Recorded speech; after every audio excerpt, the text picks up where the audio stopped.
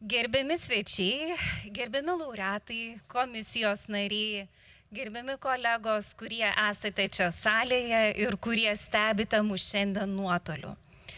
Šiandien mums šventinė diena, mums tai žmonėms, kurie dirba žemėtvarkos srityje, nes šiandien įteiksime Mykolo Krupavičiaus atminimo medalius tiems žemėtvarkos darbuotojams, kuriuos atrinko šiuometinė komisija ir kurie iš tiesų ženkliai prisidėjo prie mūsų šalies žemėtvarkos sistemos kūrimo ir tobulinimo. Renginys yra iš dviejų dalių. Pirmoji dalis yra skirta būtent apdovanojimų ceremonijoje, o antrąją renginio dalį turim tikrai garbų svečią, įdomų žmogų, gerbiamą Algirdą Kaušpėdą, kuris nuves mus prie istorijos, prie Vilniaus pilių ir papasakos tiek apie Gedimino pilį, tiek apie Aukštutinę pilį. Tai labai raginu likti viso renginio metu. Renginys bus interaktyvus ir nors šioje salėje mes talpiname nedidelę grupę žmonių, bet mus tikiu, kad stebi visas NŽT kolektyvas nuotoliu. O mūsų šiuo metu yra beveik 500, tai žmonių yra iš tiesų daug. Tai pradėsime nuo medalių įteikimo ceremonijos ir šiandien svečiuose turim aplinkos viceministrę Česlavą Lisovską, kurią ir pakviesiu pasakyti sveikinimo žodį. Tai laba diena visiems, gerbiami kolegos, mėly laureatai. Man šiandien labai didelė garbė būti kartu su jumis, pagerbiant žmonės, kurie savo darbais prisidėjo prie atsakingos Lietuvos žemėtvarkos. Žemė yra viena svarbiausių ir jautriausių valstybės išteklių. Jūs esate specialistai, kurie savo darbais prisidėjot prie jos teisingo naudojimo. Dėkoju Jums už Jūsų profesionalumą, už pastabas, kurios kartais nėra įvertinamos, bet nėra matomos, bet yra visą laiką vertinamos ir yra esminės valstybės vystymuisi. Šiandienos laureatus noriu nuoširdžiai pasveikinti ir palinkėti tęsti savo svarbią misiją su įkvėpimu ir tikėjimu savo darbu. Ačiū. Dėkoju viceministrei.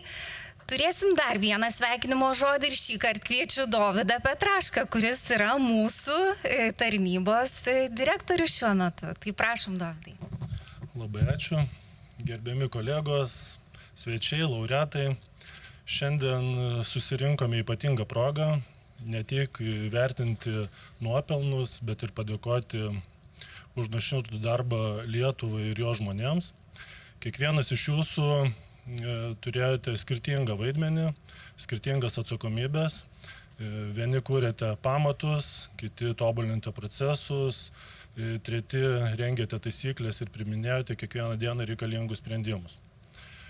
Todėl noriu visų vardu padėkoti už jūsų atiduotą širdis, už jūsų paaukotą laiką tarnybai, Lietuvai ir žemėtvarkos sričiai. Labai ačiū. Dėkoju Dovydui. Na, o kontekstui, kad suprastume daugiau ir sužinotume, kaipgi gimė šito apdovanojimo idėja, kas buvo pats Krupavičius, ar ne, jo reikšmę. Aš labai norėčiau pakviesti į priekį Audrių Gelžinį, kuris yra NŽT direktoriaus patarėjas ir mano žiniomis šio apdovanojimo iniciatorius. Prašau. Ačiū Loreta. Tai iš tiesų, tai labai senais gerais laikais, kai dar nebuvo tokio masto karo, na, aišku, Krymas jau buvo užimtas, dar nebuvo COVID pandemijos, minėjom Lietuvoje 100-metį Lietuvos. Na, NŽT dainų šventė vyko, 100-mečio dainų šventė, NŽT ten dalino meno kolektyvams iš tolimų kraštų žemę lietuvišką, po saują žemės dalinom. Tai va tais laikais aš kažkaip kilo idėja, va visi kažkas piešė, kažkas vaikučius gimdė, kažkas kažką darė, kažką Lietuvai kūrė ir gamino ir panašiai, ką galėtų žemėtvarka. Ir tada pasiūliau mūsų kolektyvui, kad gal sukurkim apie žemėtvarką filmuką, vat, kuo Lietuvos žemėtvarka yra prisidėjus prie Lietuvos valstybės. Iš tikrųjų sulaukiau palaikymą, aišku, buvo pasakyti, kad finansų nėra, nenumatyta, nebuvo suplanuota, tai tą idėją darykit savo jėgom, tai tam pasitelkiau 3 profesorius. Rimvydą Petrauską, kuris tuo metu buvo tik dekanas, dabar jis Vilniaus universiteto yra rektorius, Algirdą Bumblauską, profesorių visiems gerai žinoma, ir amžinatilsį profesorių Praną Leknavičių. Ir jų pagalba mes sukūrėm filmuką, kurį galite ir dabar rasti mūsų tinklapyje, apačioje, kur galerija, jis gan ilgas, tai kam įdomu pasižiūrėsite. Profesoriai įvardino iš tiesų kelias žemėtvarkinės reformas Lietuvos, kurios buvo reikšmingas pokytis valstybės raidai ir panašiai. Tai nuo Vytauto laikų, kai dalino jis žemę savo vasalams kareiviams, Valakų reforma, kur iki šiol turim valakinius kaimus ir atkūrime turim tų klausimų visokių, baudžiavos panaikinimas Stolypinas. Ir po to Mykolo Krupavičiaus reforma tarpukaris, aišku, sovietinė kolektyvizacija, ir paskui nuosavybės teisių atkūrimas taip toliau. Ir tam kontekste man labai užstrigo profesoriaus Bumblausko mintis, kad nepriklausomybės laikais, kokie buvo 3 pagrindiniai pasiekimai Lietuvos valstybės. Tai aišku, pirmas nepriklausomybę atkūrėm, Respublikos sukūrėm šalį. Antras buvo panaikintas neraštingumas. Tai iš tiesų, mažai ką šnekam apie tai, bet 1922 metais buvo įvestas privalomas 4-metis mokslas. Iki tol Lietuvoje buvo beraščių dar. Ir trečias dalykas, kas labai svarbu, buvo įvardinta, kad Mykolo Krupavičiaus žemėtvarkos reforma, kuri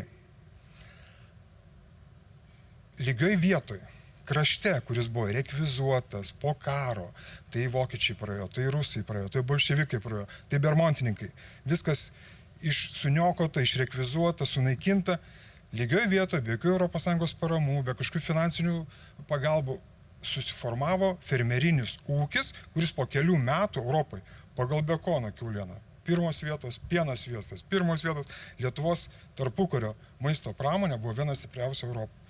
Tai man tas labai užstrigo ir aš pagalvojau ir pasiūliau kolegom ir jie sutiko, kad galbūt vertėtų sukurti tokią, ne auksinę gervę ten, sakykime, ar ne Oskarą, bet ir ne Svogūną, tai tikrai kažkokį tai apdovanojimą, kurio galima būtų pagerbti tuos žmonės, kurie dirba žemėtvarkos srity ir savo darbų sukuria kažkokią tai vertę šaliai, vertę valstybei.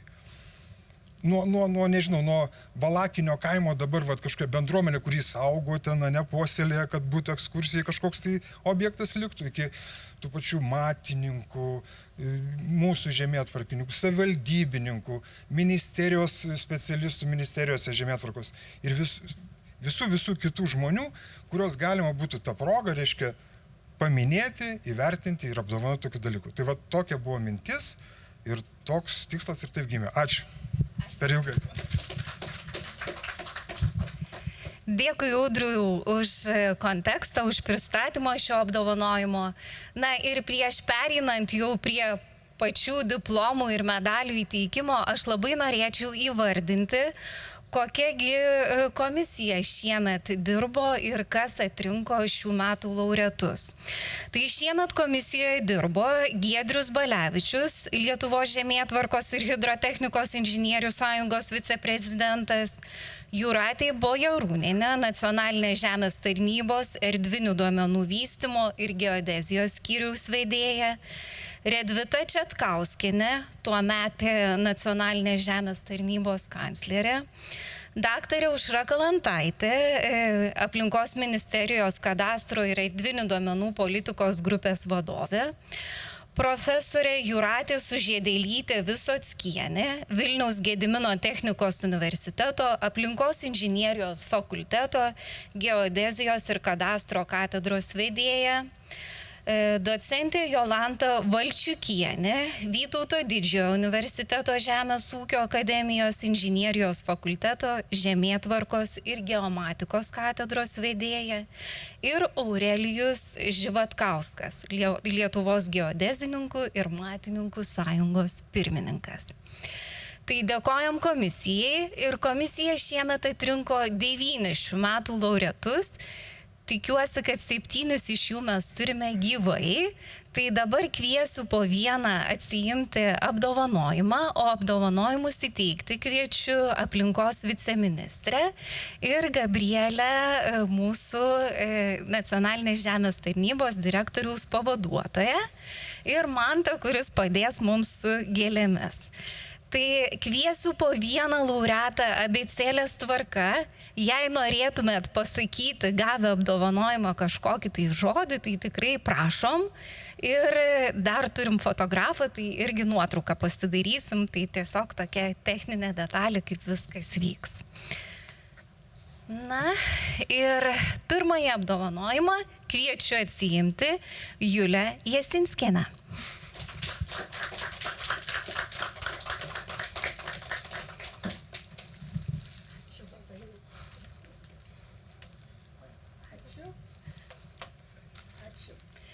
Gal pradžiai nuotrauką pasidarom ir gerai, su medaliu.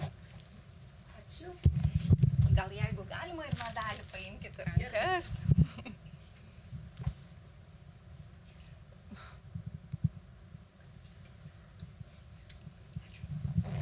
Ir prašau. Aš tikrai noriu trumpą žodį pasakyti, todėl pirmiausia pasakyti, kad man labai didelė garbė šiandieną gauti šitą apdovanojimą. Aš nei daug, nei mažai paskyriau žemėtvarkai ir žemės tvarkymui metų tik 50. Ir tikrai, jeigu reiktų šiandieną vėl eiti kokiu tai keliu, sakyčiau, eičiau tuo pačiu keliu. Kelias yra nelengvas, bet labai prasmingas. Na ir aš esu dar viena iš nacionalinės žemės tarnybos įkūrėjų. Nacionalinė žemės tarnyba įkūrėme tikrai nelengvai, daug pasipriešinimo buvo ir nenorų, tačiau liudininkė sėdi šiandien gerbiama Kalantaitė, kaip tada mes čia susijungėme dvi tarnybos, bet prasmė didelė buvo ir mintis sujungti žemėtvarką, geodeziją ir kartografiją į vieną vieningą visumą. Kas yra padaryta? Aišku, nacionalinė žemės tarnybai nebuvo lengva per visą tą laikmetį. Politiniai vėjai į kairę ir į dešinę trupučiuką pešiojoje, bet kadangi stuburas buvo ir yra stiprus, ir šiandieną matau žmonės, kurie dirba, džiaugiuosi, kadangi visi specialistai yra kvalifikuoti ir su dideliu entuziazmu tvarko toliau žemės tvarkymą. Kadangi artėja šventės, noriu padėkoti visiems čia dirbantiems, su tais, kuriais dirbu, ir palinkėti stiprybės, sveikatos ir daug gyvenimo džiaugsmo. Juk aukščiausias apdovanojo mus visus pačiu didžiausiu turtu gyvenimu. Ačiū Jums labai. Ačiū labai.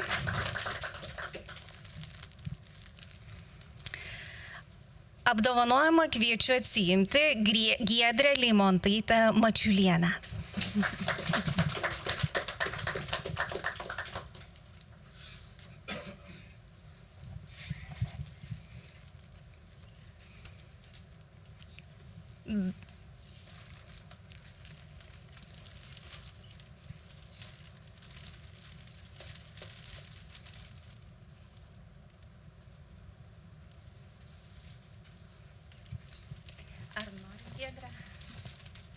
Gal tiesiog norėčiau padėkoti labai už įvertinimą, tikrai nesitikėjau metų pradirbta toj srityje, dar mažokai 20 metų, kaip bebūtų, tai tikrai nėra visas darbinis laikotarpis ar ne atiduotas kaip prieš tai buvusio nominanto, bet Tai iš tikrųjų žemėtvarka tai visas mano darbinis gyvenimas, mano nuo studijų laikų pradėjus, tai tikrai širdis visa yra su žemėtvarka, širdis, jinai, kaip bebūtų, jinai vis tiek liks, kur bedirbsi, jinai vis tiek liks šitoj temoj, šitoj srityje ir tikrai labai džiaugiuosi, dėkoju visiems už vertinimą ir tikiuosi toliau dirbsim žemėtvarkos labui visi kartu.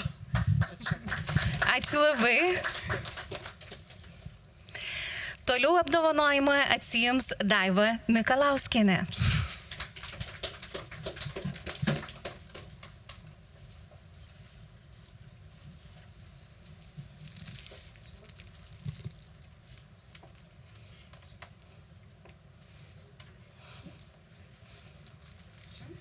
Nuotrauka, Daiva.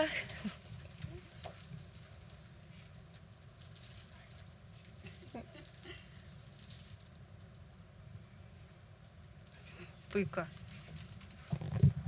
Oi, ačiū labai tikrai už tokį garbingą įvertinimą ir tokį įspūdingą iš tikrųjų apdovanojimą. Tai labai dėkinga, labai myliu žemėtvarką ir labai gerbiu žmonės visus, kurie dirba šitoje srityje.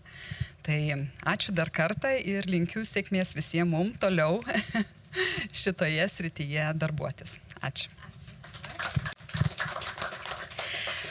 Toliau kviečiu Silvestrą Petronienę.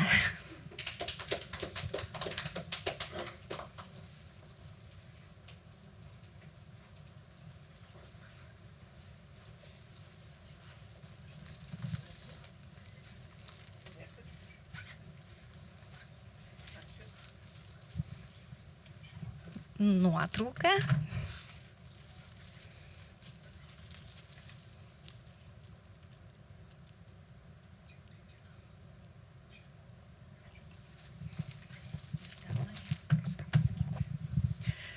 Labai dėkoju už šitą įvertinimą ir norėčiau pasakyti, kad šitoje žemėtvarkos darbe dirbu jau tiesiogiai gal 32 metai, bet plus dar baigus institutą dirbau, viršininkas mano pirmas sėdi, tai buvo Kauno žemėtvarkos projektavimo institutas Dirvožemio skyriuje. Tai ką, labai dėkui ir norėčiau palinkėti visiems sėkmės ir kantrybės šitame sunkiame dabar darbe, šiaip jau. Ir labai norėčiau padėkoti tai savo kolektyvui Anykščiam. Dėkui, Silvestra. Toliau kviečiu daktarę Vilmą Sudonienę.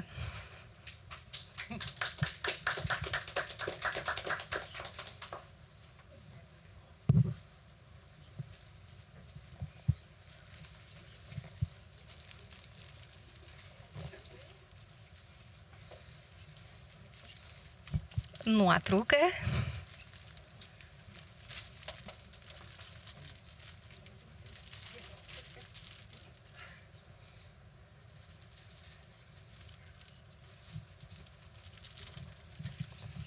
Ar Vilma kažką pasakyti? Žinoma. Ačiū labai už įvertinimą ir iš tiesų visą laiką buvo smagu matyti šalimai savęs labai kompetentingus ir nuoširdžius darbui atsidavusiems žmonės. Tai tiek universitete, man rašant disertaciją, tiek ginant, tiek dėstant, tiek atėjus į nacionalinę žemės tarnybą. Žinoma, ir tas profilis nesikeitė, bet kompetencijos platėjo ir informaciniai sistemai vadovaujant. Tai kūrinys irgi didelis buvo sukurtas, tas bagažas sukauptas, augta kartu, bet visada tikrai lydėjo nuoširdus ir kompetentingi žmonės šalimais. Ačiū visiems. Dėkoju Vilmai ir kviečiu į priekį Violetą Stanulieną.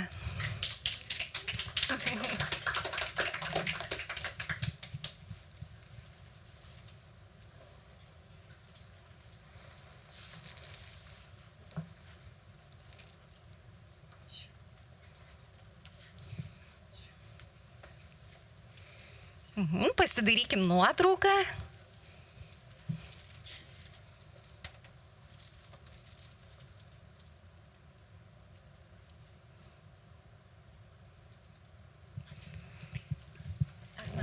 žodį tarti? Labai trumpai. Gerai.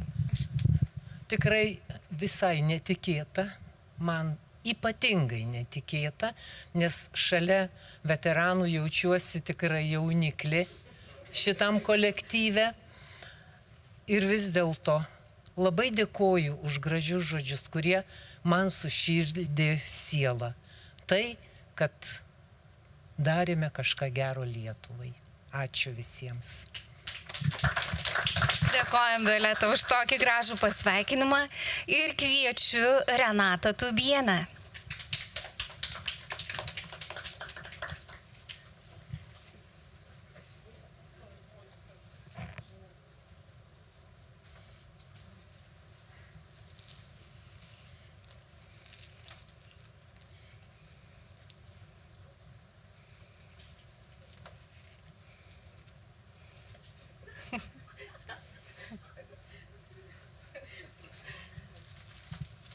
Nuotraukai.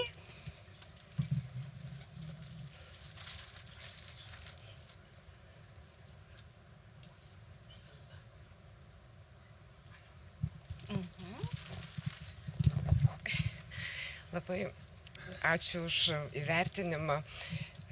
Nesijaučiu aš labai nusipelnysiu to įvertinimo, nes, kaip aš sakau, aš tik dirbu savo darbą ir stengiuosi jį dirbti gerai. Dėkui. Ačiū labai. Taip pat noriu pasakyti, kad jie šiandien negalėjo dalyvauti, bet šiemet taip pat yra apdovanotos Aušra Račkauskaitė ir Jurgita Špūraitė. O dabar visus nominantus noriu pakviesti bendrai nuotraukai ir tada pereisim prie paskaitos. Tai jeigu galit visi su savo medaliais ir jei net galbūt ir diplomu, bet kaip norit, į priekį ir taip pat Dovydą pakviesiu į bendrą nuotrauką.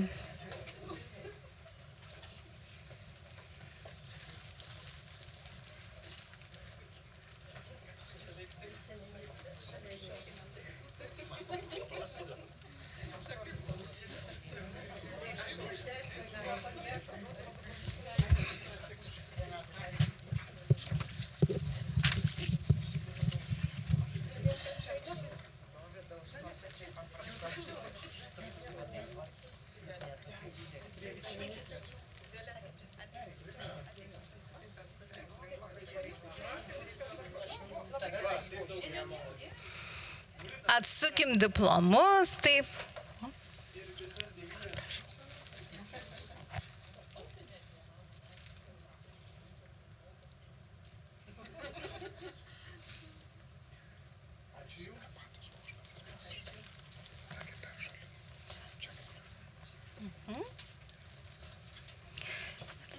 Tai dėkojame visiems laureatams. Ir dar kartą sakom ačiū už visą indėlį ir darbą. Na, o dabar dovana mums visiems. Tai į salės priekį noriu pakviesti gerbiamą Algirdą. Ir mūsų laukia paskaita Gedimino pilis, Lietuvos galios simbolis, ką reiškia Lietuvai Vilniaus aukštutinė pilis. Prašom, Algirdai. Duosiu mikrofoną ir... Ačiū labai.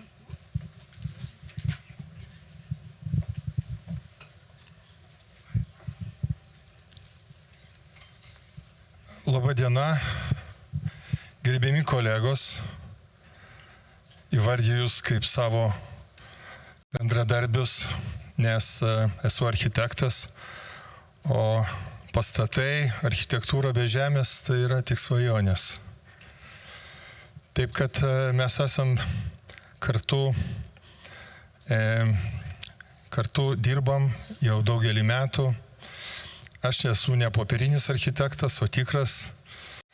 Netoli yra Antakalnio terasos, gal žinau tą objektą, kur mano yra darytas.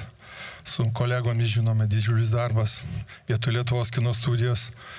Ir ten žemėtvarka irgi buvo kiek darbo, kol viskas buvo tinkamai sutvarkyti dokumentai. Arba, pavyzdžiui, Vilniaus, tai yra Lietuvos saugumo departamento visas tas kompleksas Pilaitėje. Tai irgi buvo labai įdomus darbas ir labai vėlgi patikėjo valstybė tokią atsakomybę. Tai, žodžiu, labai esame kartu susiję ir tikiuosi, kad būsim ir toliau tas Lietuva vienis. Ir dėl to mūsų šiandien ta mano paskaita yra apie Lietuvą, apie tai, kas yra iš tikrųjų mums svarbu. Ir aš tikiu ir tiesiog įstikinęs esu, kad Nacionalinė žemės tarnyba tai yra patriotiškų žmonių organizacija, labai atsakingų, labai valstybiškai mąstančių žmonių bendruomenė. Taigi šiandien kviečiu pasikalbėti apie Vilniaus aukštutinės pilies atkūrimo viziją. Taigi, kaip žinot, gyvename labai neramiais laikais, kai Europoje vyksta karas, kuris gali atkeliauti ir iki Lietuvos. Ir mes turime stiprinti savo galias ir valią, įkvėpimą, apginti savo kraštą, apginti Lietuvą, apginti valstybę. Ir viena iš tokių mums padedančių dalykų tai yra simboliai ir tai yra mano misija kalbėti drąsiai apie tai, kad norėčiau kviesti visuomenę atkurti Lietuvos tvirtybės simbolį, tautos minkštąją galią, Lietuvos sostinės karūną Gedimino pilį. Tai kodėl Gedimino pilis? Čia, kai sakoma, mes Gedimino pilį vadinam sąlyginai, nes ant kalno Gedimino pilies niekada nebuvo. Jeigu žinote, kad buvote valdovų rūmuose, tai ten yra Gedimino pilies fragmentai išlikę, netgi filmukas yra padarytas. Tai galite įsitikinti apie Gedimino pilį, ten duomenų yra daug. Ta pilis, kuris stovi dabar, arba liekanos tos pilies, yra Vytauto pilis. Ir jinai buvo statyta 1420-30 metais, maždaug tuo laikotarpiu.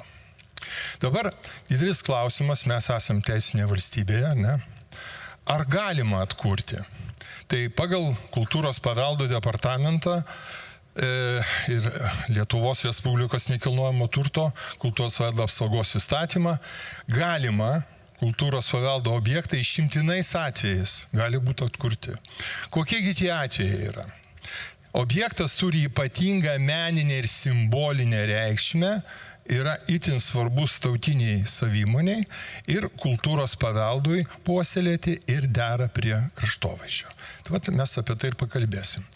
Pats pirmas dalykas turi simbolinę reikšmę. Yra itin svarbus tautiniai savimoniai. Tas įrašyta įstatyme.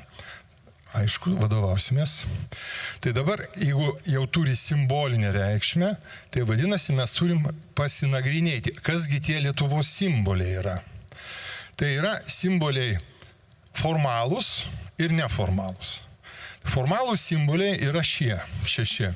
Tai Lietuvos herbas, vytis, Lietuvos valstybinė vėliava, Lietuvos valstybės istorinė vėliava su vyčiu, Lietuvos himnas, Gediminaičių stulpai ir dvigubas, arba dar vadinamas Jogailos kryžiumi. Dabar žiūrėkite, ką reiškia ženklas aplamai, kodėl jis naudojamas ir tai yra kritiškai svarbus dalykas. Štai atėjo 1939 metai, lietuviai atsiėmė Vilnių. Čia lietuvių tankai atvažiavę iš Kauno, matot katedros aikštė. Ir kaip jie pasižymėję yra?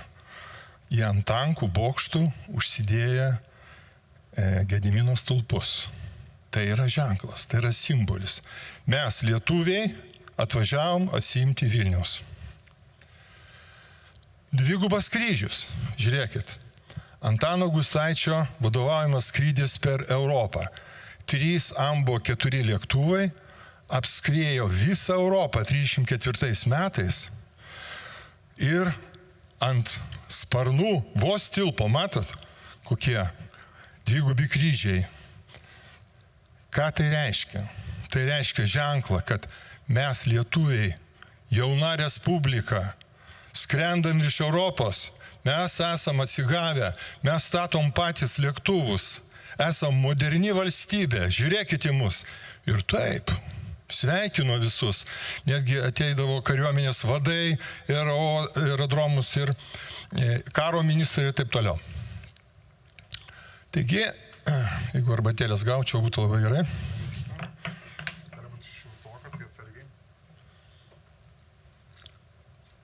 Šiek tiek per šalės, tai ar jums įdomu? Ok, tęsim. Tai yra formalūs simboliai, mes juos žinome, ar ne? Ir neformalūs dabar simboliai. Tai yra tautiniai drabužiai, tai yra gintaras, savaime suprantama, mūsų toks neformalus simbolis Lietuvos. Krepšinis, kaip nebūtų keista. Kaip krepšinis atsirado? Steponas Darius 20 metais atvežė iš Amerikos. Išleido mažytę knygutę su taisyklėmis ir pradėjo savo, reiškia, kaip buvęs labai geras sportininkas propaguoti. Ir ką jūs savo galvojat? Nepraėjo nei 15 metų, kaip mes tapome vieni geriausių Europos krepšininkų. Kiek laimėjome, reiškia, laimėjome Europos čempionatą. Ką reiškia lietuvis? Kiek turi galių savyje, įsivaizduojat? Reikia tik tai užvesti ant tikro kelio. Ir, pažiūrėkit, Gedimino pilis. Čia ne aš sugalvojau šitą apklausą, darė tam tikros socialinės institucijos, kurios, sociologinės, atsiprašau, kurios, žmonės pasakė, kad Gedimino pilis jiems yra tvirtybės pasipriešinimo, lietuviško tokio tvirtumo simbolis. Taigi, Gedimino pilis yra ne vien istorijos paminklas, bet ir tautos simbolis. Pilis išreiškia mūsų lietuviškąją galią būti ir kurti. Ką tai reiškia? Būti, gyventi čia, Lietuvoje, ir ginti savo tėvynę. Kurti, tai yra laisvę būti savimi, lietuviu. Kad būti lietuviais, būtina atkurti galios ir orumo simbolį Gedimino pilį. Tai kaip jau minėjau, simboliai yra labai svarbi tautos minkštoji galia, kuri pasireiškia ženklais, pasakojimais, legendomis, istorija ir taip mūsų vertybėmis. Ir aš čia norėčiau paminėti visiems gerai žinomą legendą, kad mintis pastatyti pilį Lietuvos didžiajam kunigaikščiui Gediminui kilo susapnavus sapną, kuriame ant aukšto kalno jis išvydęs geležinį vilką, staugiantį 100 vilkų balsų. Krivis Lizdeika išaiškino Gedimino sapną kaip pranašišką ženklą, reiškinti, kad toje vietoje pastatytas miestas tapsės plačiai žinomas ir galingas.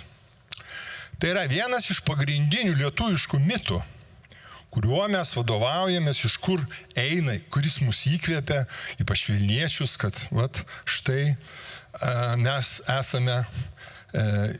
mes turim tokį ypatingą miestą kaip Vilnių. Dabar pažiūrėkime šiek tiek į kitus miestus.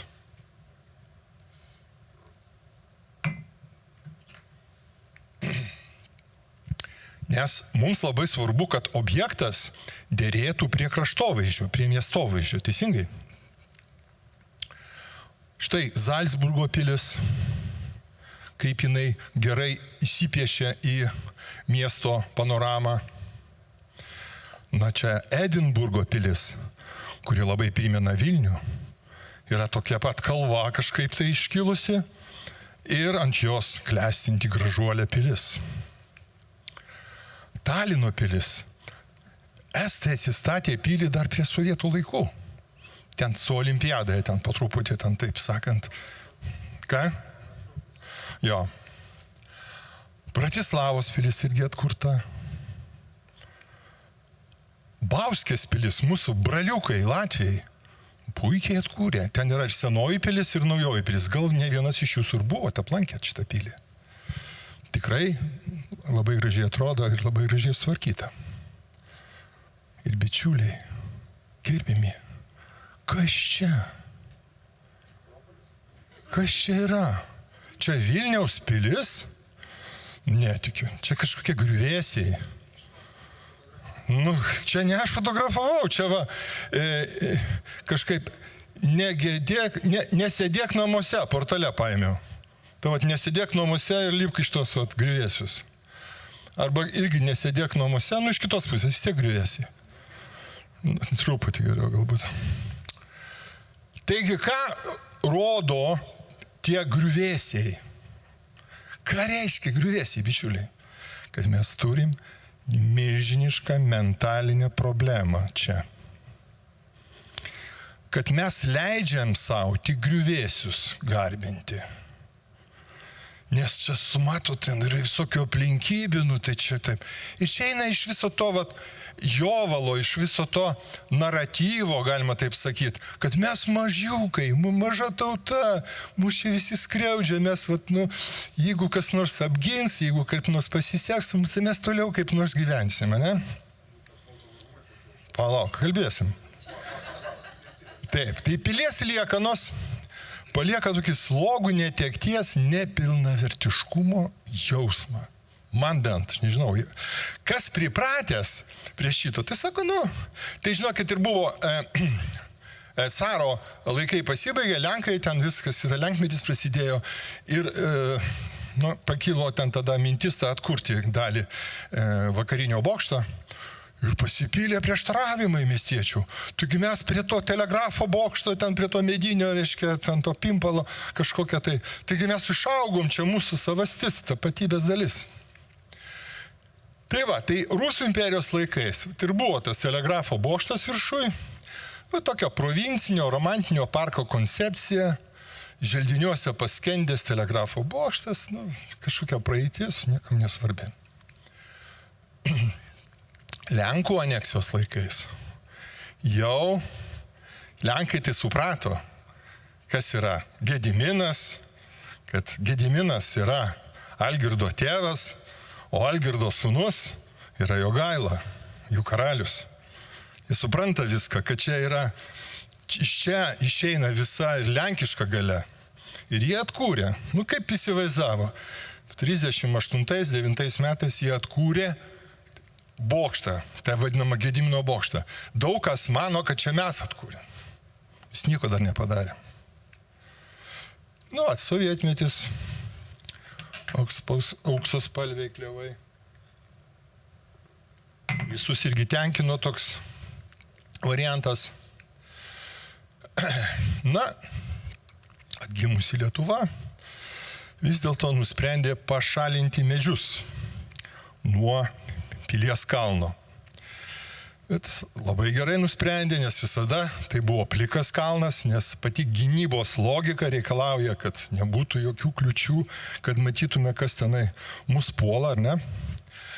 Tačiau nepagalvota buvo, kad kas atsitiks, kai nebebus šaknų, kurie mobilizuoja šlaitus ir nebebus tų medžių hidrotechninio viso to efekto, kad mes medis per vieną, sakysim, parą kažkiek tai ten 800 litrų vandens išgarina. Ir pradėjo slinkti viskas. Ir tada visi pamatė ne tik tai, kad tas kalnas yra kažkoks tai ten, tie paviršiai nestabilus, bet ir klausykit, kažkas tai čia tokio nesusipratimas kažkoks tai. Miestovežio semantinė dominantė kažkokie tai, tapo netinkamos simbolis visiškai. Ir iš kur bežiūrėsi, prastai atrodo, arba, taip sakant, nieko nėra. Arba, jeigu pasakytų kiniečiai, blogas feng shui. Čia iš kitos pusės taip pat nuostabus Vilnius, nuostabi senamiesčio panorama ir staiga nieko. Žinot, kaip būna išmušti dantis. Primena jums, ne? O galėtų būti taip.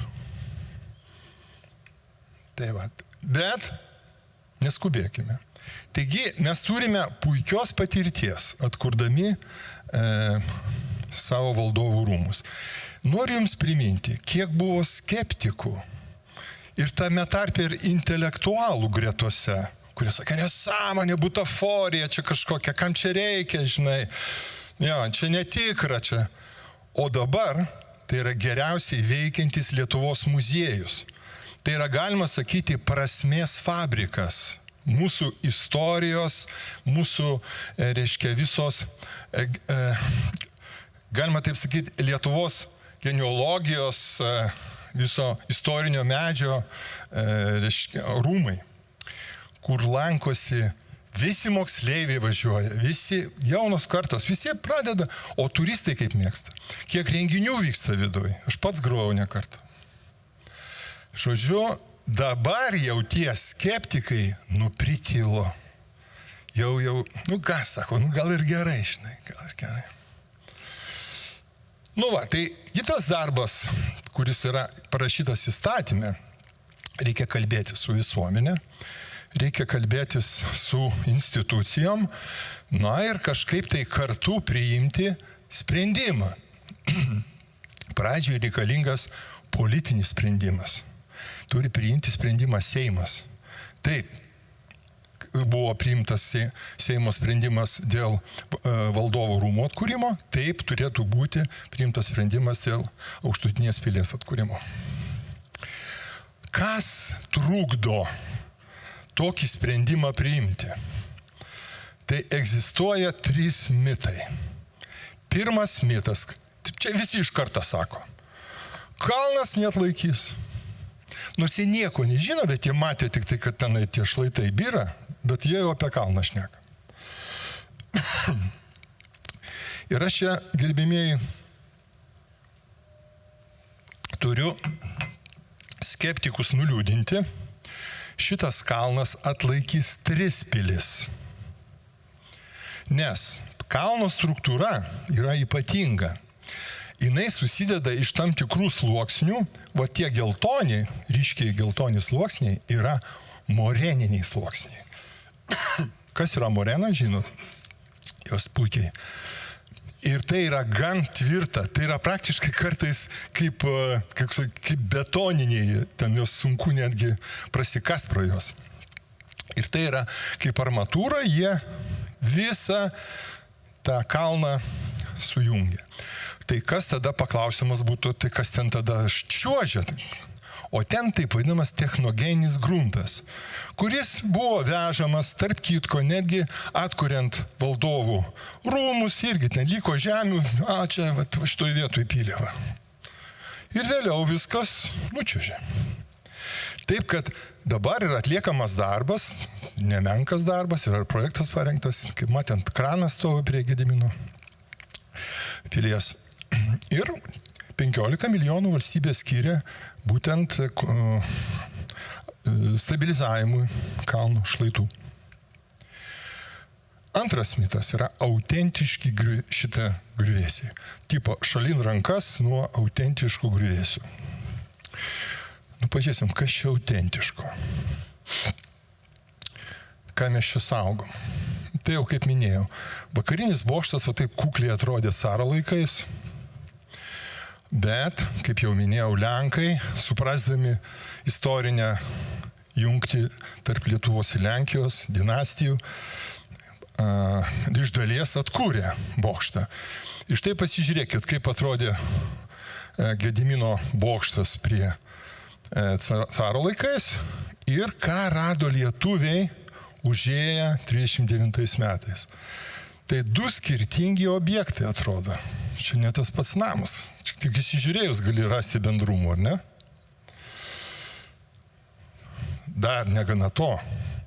Ta visa mūsų taip vadinama autentika buvo sudaužyta ir 45 metais toks vaizdas buvo. Bet, taip sakant, tarybiniais laikais atstatytas tas teisingas lenkiškas bokštas, bet nepadaryta tiek, kiek reikėjo padaryti. O reikėjo padaryti dar vieną aukštą, batelmentą viršuje, taip vadinamą, ir smailę. Tai būtų tikras bokštas, koks buvo būtent Vytauto laikais. Vilniaus aukštutinės pilies kunigaikščių rūmų liekanos caro metais. Ir va, čia įvairių yra liudijimų, fotografijų. Tik aneksavus Vilnių, va taip rado lenkmečio metu. Ir va štai jau 39 metais Lietuvos kariai nusifotografavo prie liekanų ir čia matosi, kad lenkmečio metu labai daug kultūrinio grunto nuo pilies buvo pašalinta. Dėl to iškilo tie griuvėsiai. Bet pačių paviršių jie nelietė. Taip kaip buvo, kaip rado. Čia gali sakyti, kad autentika, ar ne? Tas, kas yra. Tačiau, gerbėmieji, kas čia yra? Kas čia yra? A čia autentika? Nesu pastatų atstatinėjimo šalininkė, tačiau manau, kad Gedimino pilies griuvėsiams galima suteikti truputį kitokį vaizdą, sakė Lietuvos nacionalinio muziejaus direktorė Birutė Kulnytė, Lietuvos ryto korespondentui. Tipo, kaip čia mes dabar turim suprasti, kad mes galimgi gražesnius griuvėsius padaryti, harmonizuoti juos, suprantat? Mes nusipelnėme gražesnių griuvėsių. Čia vat Lietuva atgimusi visą kitą, galim biškiuot ir pamūryt kažką. O tai va. O iš tikrųjų, jau sovietiniais laikais pagal Sigito Lasavicko projektą kunigaikščių rūmai buvo pradėti atkūrinėti. Ir buvo priimtas sprendimas, taip toliau, bet vėliau jau atgimimo laikais ne tas galvoj buvo. Dabar pats laikas grįžti, toliau dirbti. Taigi, čia yra, matot, Kulnytės laikais atstatyta taip vadinama gynybinė siena. Ten 0,5 metro ar kiek. Siena buvo nuo 2 iki 4 metrų storio. Tai čia ar ne feikas yra? Čia viskas, va šitie griuvėsiai yra, vėlgi, fantazija. Nieko čia autentiško nėra. Tai jeigu iki tos pilies atkūrimo netaip daug ir trūksta, kartais pagalvoju, tik reikia įvertinti pilies apkrovas, tos pamatus, dabar, kai vyksta darbai, tas yra vertinama ir bus padaryta. Trečias mitas. UNESCO nutrauks dotaciją. Vilniaus senamiestis yra UNESCO paveldo sąraše. Mes ten kažkokias kapeikas gaunam ten už tai, bet svarbu garbė. Paimsim mus ir išbrauks, būsim mes negarbingi. O žinot, ko lietuviai, ko labiausiai bijo? Apsijuokti. Čia yra didžiausio lietuvio, reiškia, nes mes esam šiaip jau kaimiečiai visi. Mano senelis buvo kaimietis, tiesa jau tėvas išsimokė ant architekto. Bet aš dar tą valstiečio logiką savyje turiu ir manau, kad valstietis tai yra super, labai kietas žmogus. Nes jis turi daug ką išmanyti labai. Ir apie žemę, ir apie klimatą, ir apie sėjomainas, ir apie gyvulius, ir apie pinigus, apie taupimą. Ką tik nori. Vat iš čia mūsų išmintis eina. Iš to valstietiško būdo. Taip, kad viskas tvarkoja su mūsų kilme. Ką pasakė UNESCO, kai mes atkūrėm valdovų rūmus? Pasakė šaunuoliai. 10 balų. Va taip reikia daryti. Labai pagyrė mus. Štai. Taip, kad pagirs ir po to, kai atkursim aukštutinę pilį. Nebijokim. Tai dabar prieinam prie istorinių šaltinių, fizinių duomenų. Ar nepavargot? Viskas gerai, jums įdomu? Aš dar išlaikau auditoriją. Ką? Ne. Kaip sako mano vienas draugas, žinai, aš sako savo tėvelio paklausiau, ar prie Smetonos būdavo ten, kad nužudo kažką ten kaimynai. Ne. Niekad nebuvo. A, nebent dėl žemės.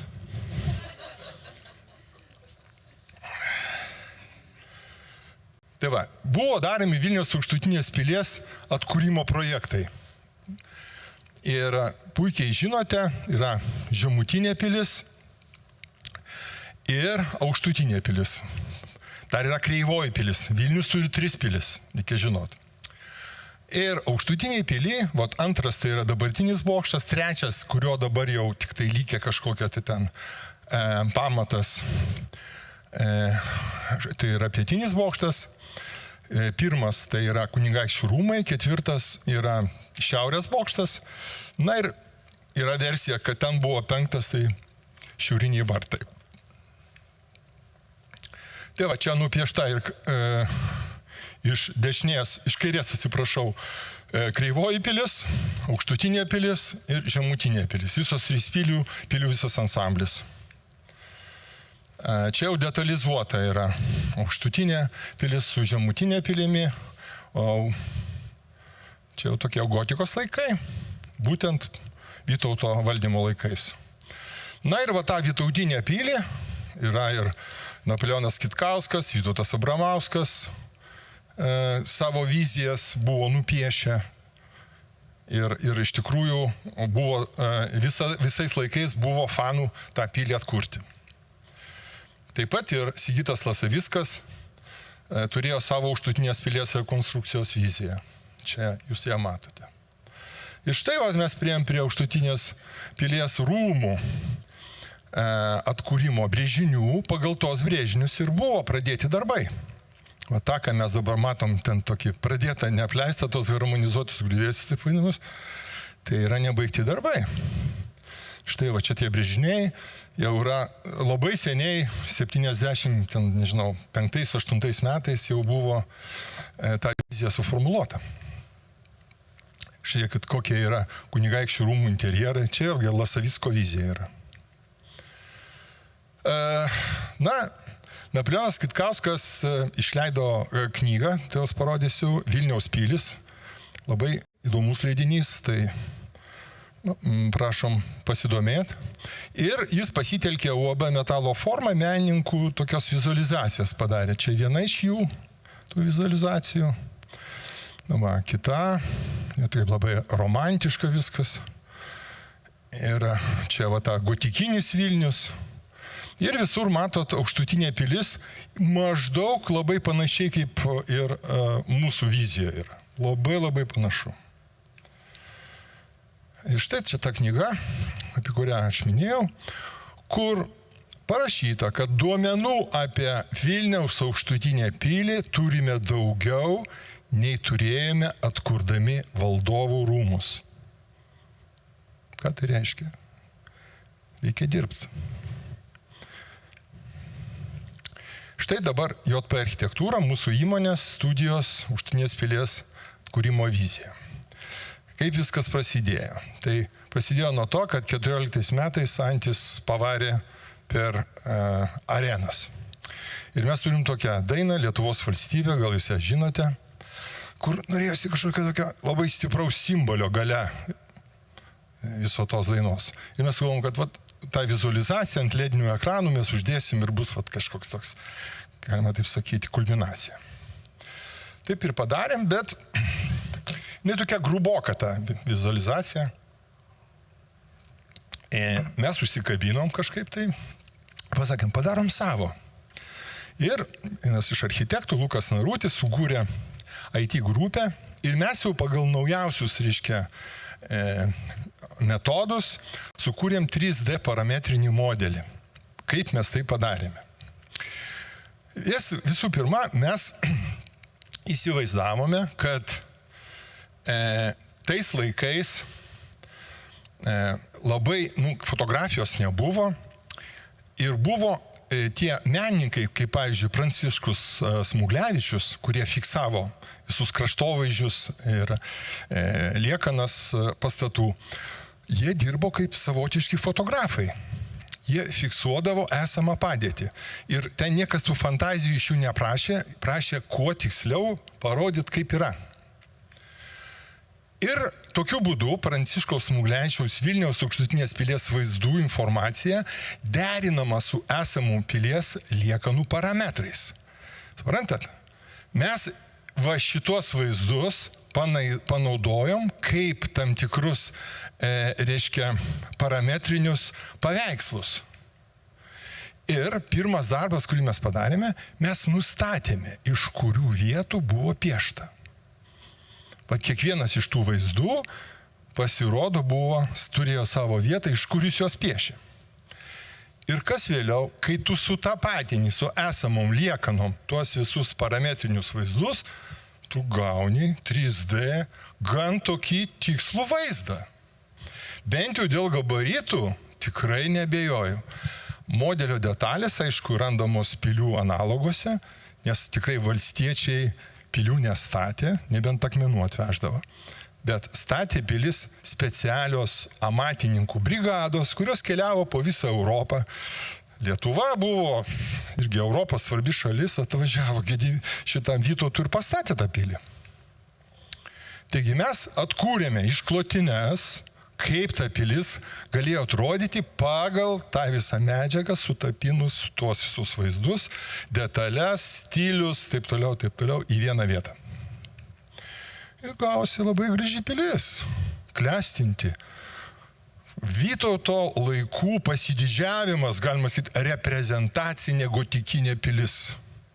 Jis ne tiek jam buvo reikalinga gynybai, kiek reikalinga buvo parodyti, kad kas Lietuva yra. Nes po Žalgirio mūšio visos galios buvo jo. O tarp kitko, čia dar prisidėjo tai, kad 1419 metais pilis sudegė. Buvo medinė ta pilis. Ir reikėjo būtina atstatyti.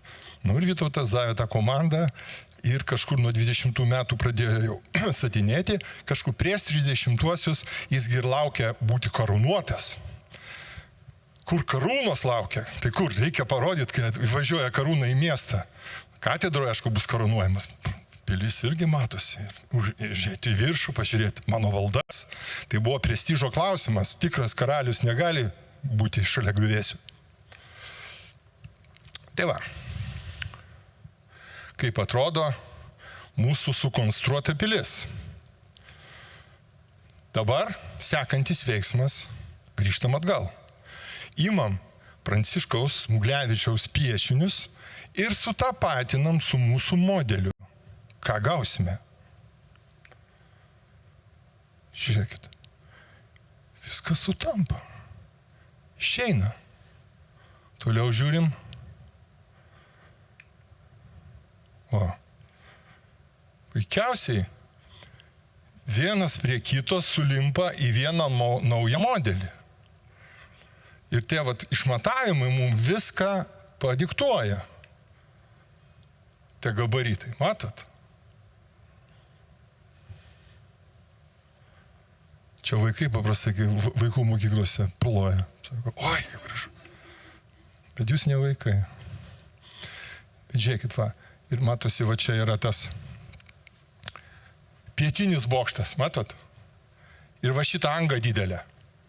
Čia galimai buvo įvažiavimas į pilį. Mes va taip galvom, kad čia per bokštą įvažiuoti į pilį yra pats sudėtingiausias dalykas paimti pilį. Tai va mes to ir vadovavomės. Matot, praktiškai pietinis bokštas buvo daug aukštesnis už vakarinį.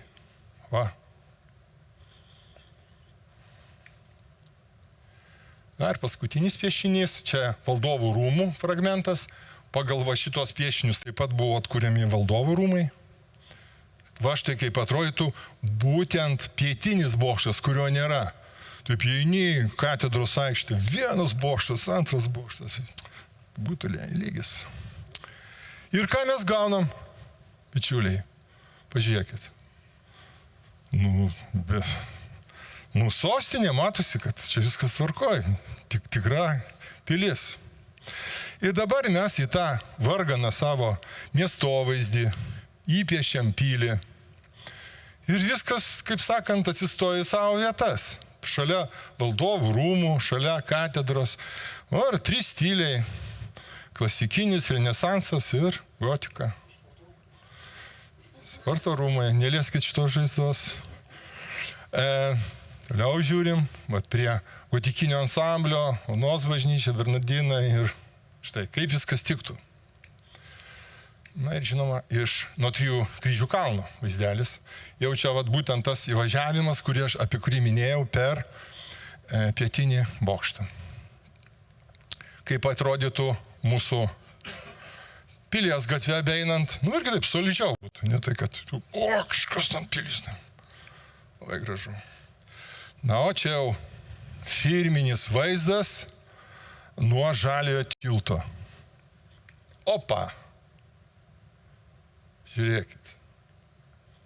Ant Žaliojo tilto einam ir toks vaizdelis. Ką pasakysit? Antakalnio gatvės vaizdelis. Tai Gedimino pilis klestičios valstybės simbolis turi būti. Žiūrėkit, kas darosi. Visai kitas reikalas. Kažkaip tai galima truputį jau visų ūgių vaikščioti. Oriai. Nuo Rotušės kaip atrodytų. Viskas organiškai būtų. Jums sakau kaip architektas. Tai pradžiai nejauku bus. Sakys, čia kažkaip užgožia buvo, tas mažiukas pimpiliukas, tai visai buvo kažkaip jaukiau. Ar užgožia? Ne. Nieko neužgožia, viskas yra savo vietoj. Lietuvos nacionalinis muziejus šalia. Ir žinoma, pats pagrindinis dalykas, tai yra mūsų jaunosios kartos auklėjimas. Būtent ateitų jaunieji kariūnai, karininkai prisiekti prie pilies, užliptų ten kunigaikščių meniai, pakeltų kardą, sakytų, tarnausiu Lietuvai iki mirties. Netgi gali, žinot, kunigaikščių rūmose, ten galima ir santuokas organizuoti. Kas nori prisiekti, tik su sąlyga, kad visam gyvenimui. O taip atrodo vakarinis vaizdelis. Turiu pradžiuginti, kad Gedimino miestas ir jo kalnas yra dabar leidžiama monografija Vilnius Tech, VGTU buvusi leidykla. Ir ten ir 9 numerių mano bus daug medžiagos sudėta. Patys autoritetingiausi profesoriai, daktarai, akademikai rašys apie tai, kad taip atkurti galima. Kad tai nebūtų vien Kaušpėdo fantazijos. Bet yra ir akademikas Algimantas Grigelis, ir daktaras Jonas Atkūnas, ir daktaras Gediminas Vaitkevičius, ir inžinierius Liudas Formanavičius ir taip toliau. Tai visi jie skirtingais pjūviais, tai istorinių, tai geologinių, tai topografinių, tai reiškia įvairiausių, galima taip sakyti, rakursų, žiūros taškais skirtingais žiūri į tą atstatymą. Tai ši knyga turėtų pasirodyti knygų mugėje, tai prašom sekti, norėsit įsigysite ją. Ir taip pilis atrodytų vakare, išeitume pasivaikščiot po Vilnių ir matytume tokį vaizdą. Labai jums ačiū, kurkime pergalingą Lietuvą.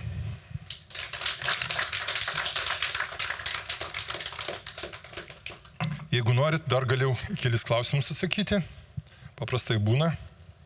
Čia turbūt jų klausimų, nežinau. Prašau. Dėl to grūto, čia tokia abejonių visada buvo.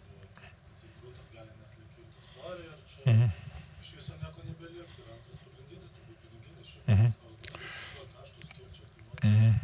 Tai pirmas, aš jau atrodo atsakiau, tai akademikas Grigelis parodė, kad stuomuo labai tvirtas, o tai byra ten technogeninis gruntas, kuris dabar tvarkomas. Viskas bus tvarkoje. Nuimam šitą.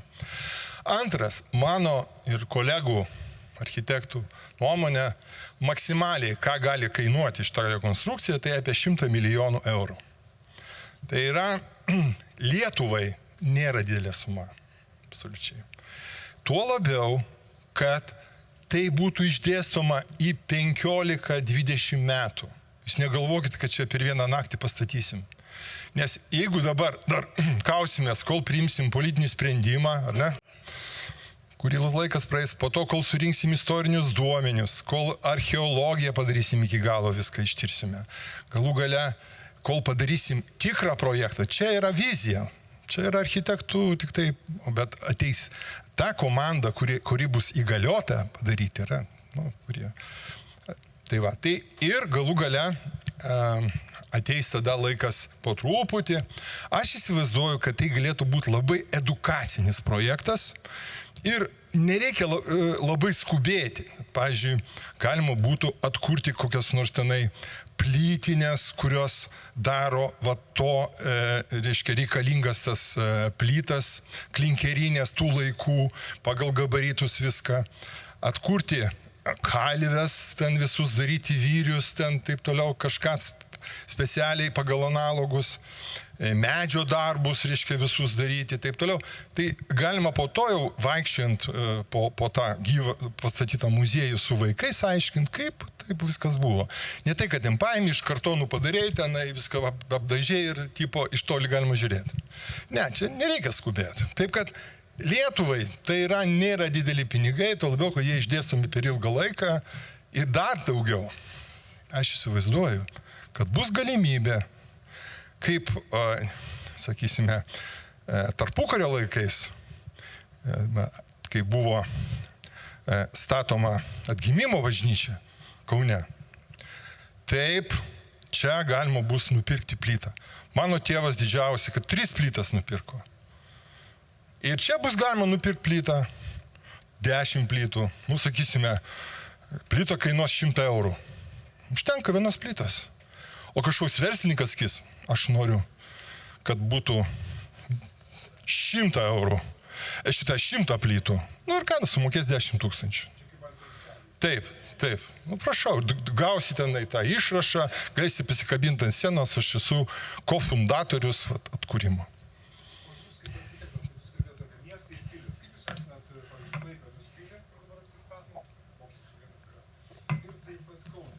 Labai geras klausimas, Audriu. Kauno atkūrimą labai blogai vertinu, nes ten yra prikurta kažkokių tokių sąlyginių sienų, kur ten, matėte, tokia korėtas toks eina sienos paviršius. Ir aš pats mačiau savo akim. Ateina mokytoja su vaikais ir vaikai klausia, tai čia pro tas skylutės šaudėk strėlėm? Ne, čia vaikeli, čia yra, tapsme, čia kaip ir yra ir nėra tos sienos. Čia yra tokia, kaip ir fantazija. Atkurti reikia maksimaliai autentiškai, taip kaip tada buvo. Tada tai iš tikrųjų veikia. Jeigu tai yra kažkokia fantazija, grinai ten kažkoks tai ten meninis projektas, tas visiškai netinka. Klaipėdos pilis, mano galva, viskas ten tvarkoj, tas bokštas gerai, bet dabar jis labai vienišas ir keistas. Kaip vandentikio bokštas atrodo. Reikia visą pilį atkurti, būtinai. Ir Klaipėda labai ypatinga, ten yra citadelė. Tai yra visi tie šlaitai, ten tie visi aplinkui fosos, irgi reikia atkurti, nes tai yra irgi istorijos paminklas. Tai va tiek. Tai ačiū tada. Tai ačiū labai už paskaitą ir, kaip minėjote, atkūrimui reikia palaikymo, ar ne, ir visuomenės palaikymo, tai manau, kad bent jau kokius 300 žmonių šiandien užkūrėt savo idėją. Balsuojam. Kas už? Kur plyto? Aš už, bet visada galvoju, visada ta minė bus, kuris sakys, aš už, linksės galvojom. Bet nieko nedarys, ne? Visada tos lyderystės reikia. Ar atsiras Brazauskas, kuris sakys, reikia valdovų rūmų, nepaisant to, kad 100 milijonų litų labai daug atrodė visiems. Ir visi sako, čia ir socialiniam reikmėm galima panaudoti, visuomenė skursta ir iš tikrųjų ne, principinga ta nuostata laikas ir dabar turim tiek, kad turim. Man tas lyderystės labiau klausimas, ar rasis, kad būtų tą idėją realizuoti, kaip sakė. Ir paminėjot knygų mugę, kad knyga keliauja ir mes jūs norim išleisti šiandien su didelė knyga, tai Dovydai, gal pristatytumai. Labai ačiū Jums už įdomią paskaitą, už skirtą laiką, parodytą dėmesį. Ir esate eruditas, bet tikiuosi, kad atrasite šitam atlasę tai, ko iš tikrųjų galbūt dar ir nežinojate. Tai labai labai didelis dėkui ir leiskite jums įteikti šitą simbolinę padėką ir dovaną.